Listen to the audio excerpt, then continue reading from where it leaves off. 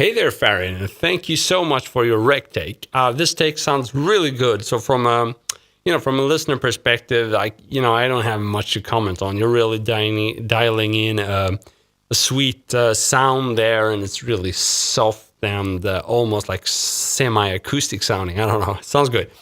And I can also tell you worked a lot on your technique and your picking.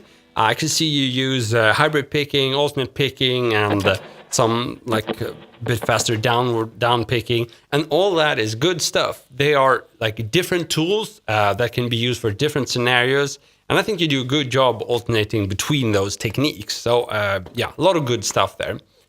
So the one thing I was thinking about commenting on here is your alternate picking, because what I can tell is you seem to be able to alternate pick, but you quite often choose to go for a simpler solution, which is just playing downstrokes.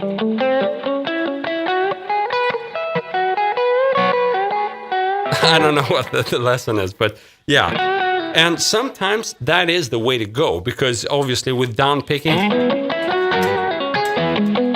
you can get that kind of sound, which is it's harder to get with alternate picking. So strict down picking has its places. Not to mention if we're doing heavy metal, that's an obvious case. Although that's pretty far from this lesson. Anyhow, so I'm just trying to say, I'm not saying it's wrong to use just downward picking, but I think you're choosing an easier method there, and you could always argue that since you can manage playing the licks at this tempo with downward picking, why not do it? I mean, it has some sonic advantages. It can sound good.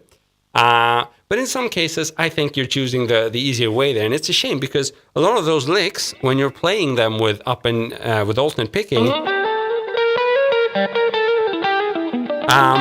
they sound good, and you're getting free practicing there. Right? Just by playing them with alternate picking, that's like your ticket to a faster level or a faster playing. And it doesn't really matter if you're into shred or not. It doesn't hurt to have that tool at your disposal.